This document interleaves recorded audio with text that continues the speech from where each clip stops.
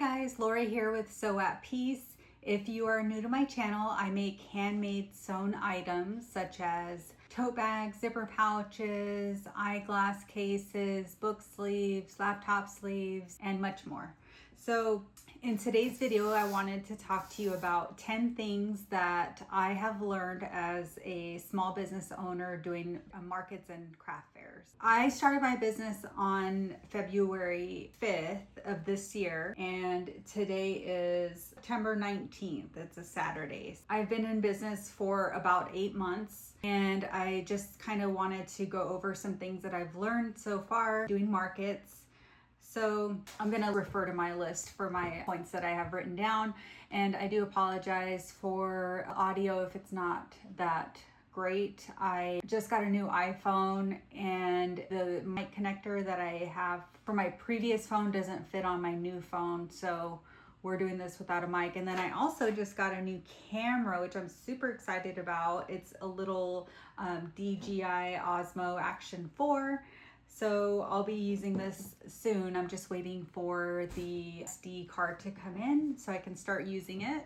And also wanted to show that off real quick. And then I also got a little mini mic as well to go with that. So hopefully the audio and the video quality will be better in my future videos. I'm gonna go off of my list that I wrote down. It's in no particular order. We're just gonna get through the list. So number one, not all vendor neighbors are friendly. So I had an experience at a small market that I do, and the venue is kind of odd. Like there's a bottom and then there's an upper section that's at a ballpark. So the bottom section's like super tight to drive your car in there. They allow you to drive your car in there to unload, which is super nice. My space was on the bottom section just below the ramp, and typically it's very hard to drive through there because the space is super tight. There's literally only enough room for one vehicle. So what I did is I parked in one of the vendor spot right directly across from the spot that I had. And I thought that that would be smart because I didn't want to block the right of way to go up the ramp for the other vendors that needed to get up there, because I've had the experience where I've tried to go up to my space and I can't because it's blocked. So the space across from me was open. So I thought it's gonna take me maybe 5 minutes to unload all my stuff. So I parked in that spot, and it was just my daughter and I. She's 9 years old, and she helped me to unload my stuff. Well, like a couple of minutes in, somebody pulled up behind me, and she comes out of her car and she's like, "You're parked in my spot." And I was like, "Oh, I'm sorry, I'm just gonna unload real quick and then I'll move." She seemed really irritated, and like just seconds later, it seemed like, she starts unloading her stuff. Meanwhile, my daughter and I are unloading my car, and she starts putting up her tent. Like she's got it there with somebody else, and it's like halfway open, and I didn't walk along the side, but it appeared to me that the tent was touching my vehicle, and it just really rubbed me the wrong way. I felt like she didn't have any patience. Like, we're all there for a purpose. We're all trying to get set up. Everything's chaotic, as you know, if you do markets, when you're trying to set up. And 5 minutes, which it wasn't even 5 minutes, but 5 minutes to allow somebody else to unload really quick, I don't think is that much of an inconvenience. It was really only like 2 to 3 minutes that she had to wait, and she was just like super irritated, annoyed. I felt like she was rude, and it just was not a pleasant experience. So I'm not going to do that market anymore, and I'll get into that in just a few points. So number 2 is displays. So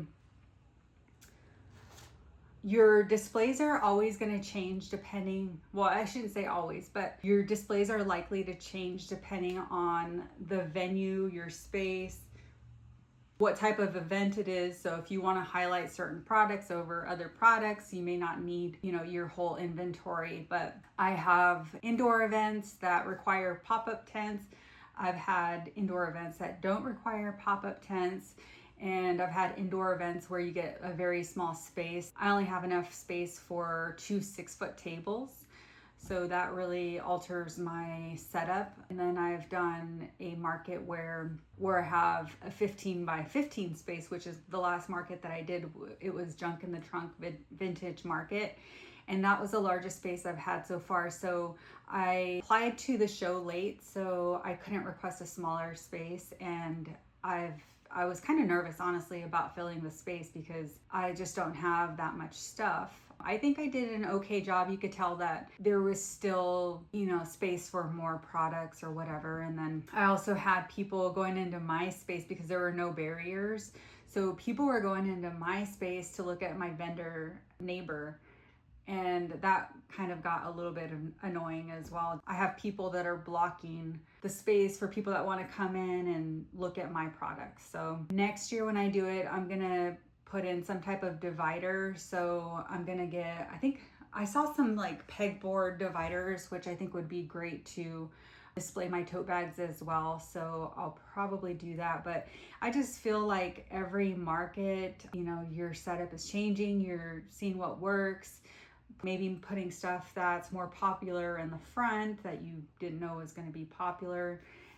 Also, for the indoor market that I did, that I was only allowed to have 2 6-foot tables, I bought one of those it's like for parties, I think, but they're clamps that go on either side of the table, and it goes up to make like a U shape. So I put my tote bags up on the top just because I was limited on space. So I was trying to find an efficient way to display more products. That's number 2, that your displays are likely to change. It's not going to be the same every time you do a market. And then number 3 is talk to your neighbors. So I have learned a lot from talking to my neighbors. So one good thing to ask them is, what markets are you doing? And vendors that have similar products to you. So if you sell food items, talk to vendors that sell food items as well to see what works for them in your area or maybe close by.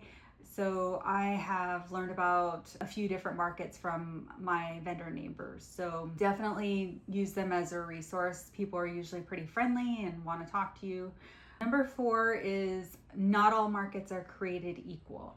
So that means that depending on your products, if you sell food, a farmer's market is probably going to be your best market to get into, or maybe something like a foodie fest. When I first started my business, I was trying any kind of market that I can do. And just until recently, I've had the realization that I need to only be doing certain markets. So the farmers markets, they did not do well for me. I make handmade sewn items. It didn't seem like people were there to buy that kind of stuff. They were there more for the food items. So I've done a few different farmers markets and I haven't really had any luck with any of them. So I'm not doing those anymore. I did one that was labeled Foodie Fest, and that fee was pretty high as well. And I barely made my booth fee back. So yes, it had a lot of traffic, but again, people were there just to get food and drinks. And then I also did another one that was called Moms and Mimosas. So I thought it'd be like a shopping event for moms, etc. But turns out the moms just want to get away, get some time away from their kids, and have a little food and drink with their girlfriends. So I didn't really have too much luck with that one either, and the fee on that one was pretty high as well. And I also did one like a home show event as well. The fee was a lot higher on that one, and that market was not great for me either. So a lot of people go there to look for home stuff like gardening stuff, windows, doors, gates, that kind of thing. So I felt like the market for my products wasn't that great either. So I won't be doing that again. I made just a little bit over my booth fee. So those are just some of the learning curves. So I'm gonna try to just do markets that are labeled craft fair or arts and crafts fair. It seems like those types of markets are where my audience is. So I'm definitely gonna be a lot more selective in upcoming markets. And number 5 is you may buy several displays before you find some that work best for you.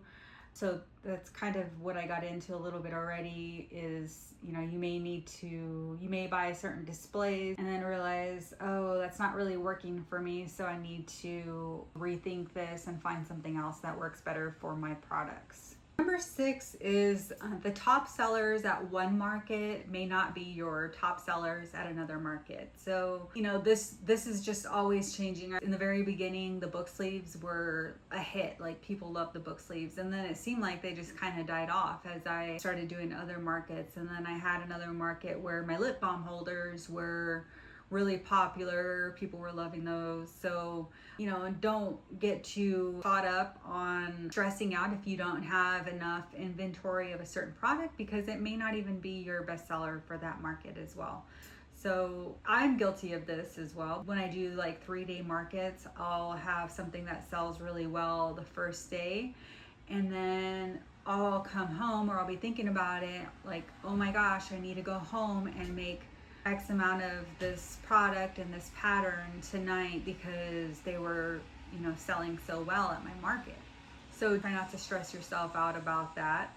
Number 7, so 10-pound weights. So there's different weights that you can get for your tents. There's like the hard style, and then there's the style that have sand in them, so they're sandbags. And I have the hard ones that just slip over the tent legs, and they're just 10 pounds each, so it's 40 pounds on your tent. I did a market in Prescott, and it was just super, super windy. It was insane. My stuff was flying off the shelves and getting dirty, and I was freaking out because, I didn't have enough weights to hold down all of my stuff. On top of that, my tent was swaying a lot, and I'm by myself, and I was just so worried that my tent was gonna pick up and fly away. And I ended up tying some rope from my tent leg to my table leg, so hoping that would provide some extra weight on there just in case the wind really picked up. But just be prepared. You might need some more tent weights. That is something that I do want to get more of for my tent, just in case. You can't be overly prepared, even though usually, there's a lot of stuff that you're taking with you to your markets. So, all right, next one, number 8, is there is an unwritten rule to give other vendors a discount. And I did not know this when I started my business and started doing markets. So another vendor told me that. I forget how it came up, but basically they just told me that they give them a discount, and they didn't say how much it was, what the standard is, or whatnot. All I know, and I'm still learning, is that some vendors typically give other vendors discounts. So that's just something to keep in mind. So it's up to you. Obviously, if you're able to do it, then give it to them. But if you're not, hopefully the consumer will understand. So number 9 is some markets have application fees. So I recently applied to, I shouldn't say recently, but a couple months ago, I applied to a certain market, and the application fee was $35. So that was the first time that I've encountered that. And I did actually apply for 2 different markets through that company, and I haven't heard anything regarding the one that's coming up in November. So I do need to follow up with them. So that's just one piece of advice, is you may need to follow up with people, because a lot of times when you apply to a market, they'll put on there that if you're accepted, you'll be contacted. If you're not accepted, you won't be contacted, which is really frustrating, especially when you pay money for an application fee. I feel like that's the least that they can do, is just respond back and just say, my apologies, but you weren't accepted, and we'll put you on the wait list, or whatever the case may be, or just a simple, you weren't accepted to this market would be fine. But again, I feel like we're paying $35 or $25 to apply for a market. Please let me know. That way I can try to arrange to do another market that weekend. Okay, and then number 10 is the last one, and that is to wear comfortable shoes. So in the beginning, I always try to dress nice for my markets. I feel like that's just part of who I am, especially being from a business background. I've always tried to appear put together and professional. So I wore boots one market or some loafers to a market, and my feet were killing me. I also wore Vans at another market. I don't know if you wear Vans. I've only bought one pair of Vans in my life, and that will be my only pair of Vans. And I still wear them every now and then just because they're really cute, but I always regret it. So the last time I wore my Vans to a market, I had blisters on the back of my ankles, and I was miserable. So I've just come to the realization that I need to wear tennis shoes to my market. Even if I'm wearing a dress, I will wear tennis shoes. And I've seen other vendors do this as well, and it's smart. So sorry if I'm not looking the cutest, but comfort comes first. So that is all the advice I have for you guys.